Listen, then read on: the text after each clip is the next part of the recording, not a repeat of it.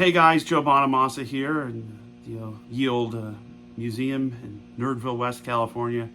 And it's been brought to my attention that of all the lessons and all these videos that we've shot here for Guitar World magazine, that we've never talked about Stevie Ray Vaughan. Oh my God, as being a child of the 70s, 1982, there was two guys that changed the game, well, at least for me. On the rock side was Eddie Van Halen, because that just came out of nowhere and just took the world by storm. And the other guy was Stevie Ray Vaughan, who came out of Austin, Texas, and was just wielding an old Strat and a Fender amp and just set the stun, and just changed the game. And we all play like Stevie. We all have this thing that kind of brings us to Texas flood, and couldn't stand the weather and in step. I mean, all that stuff, soul to soul, was the first time I heard a Hammond organ, played like that. And it turned out to be Reese Winans, who's been in my band 10 years. How about that? So I'm so honored and blessed to play with Reese, and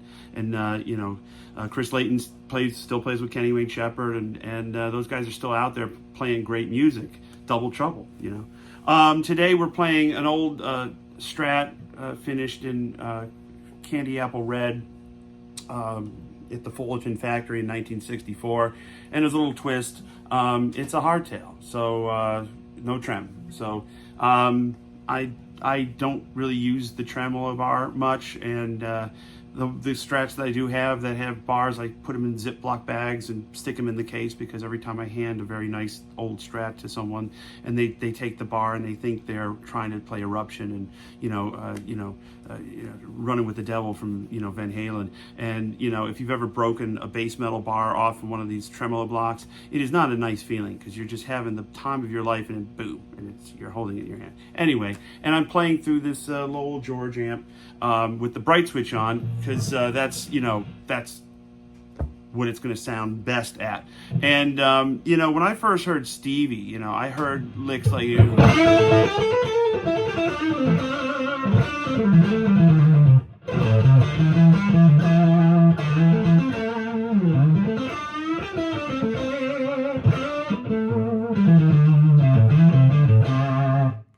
well, that's a combination of like Albert King and Hendrix and Stevie, and I mean El Macambo was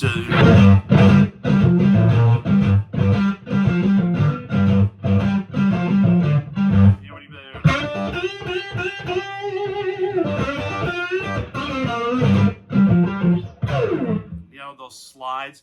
I mean, it changed the world for me, and it was the tone, it was the phrasing, and this infinite amount of ideas that he had with a very simple toolkit. He had a Strat, a couple of vibroverbs, a tube screamer, and a wah, and it was just had it together. And it really got more complicated as it went on, but like those original, I know Jackson Browne let him use the Dumble for Texas Flood.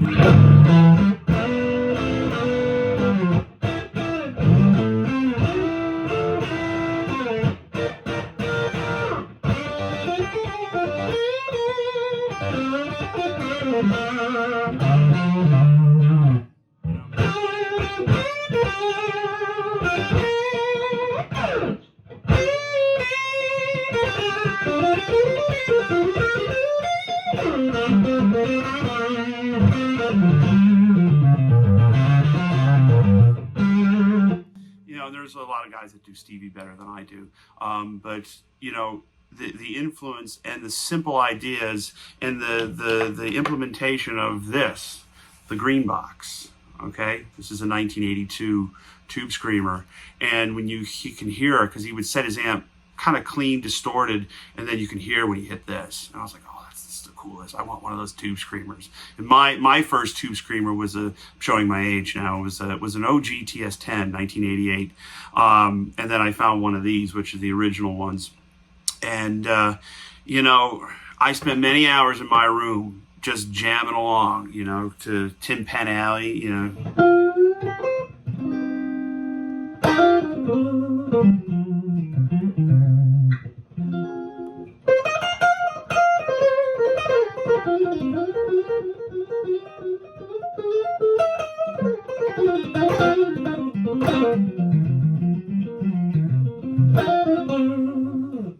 and that phrasing and that tone and just the overall approach. It just, because back in 1982, 83, everybody was playing pointy guitars, like Edward would play, and it's Stevie and Eric Johnson. They were the vintage guys, and I was just like, oh, that's just the coolest in the world.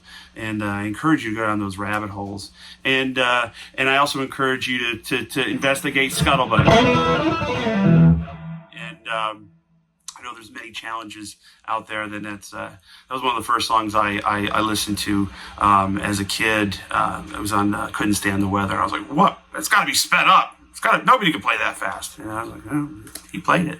And so yeah, Stevie was a huge influence on me, and still is a huge influence on me. And there's not a show that goes by that I don't quote him, especially if I'm playing Stratocaster. Thank you.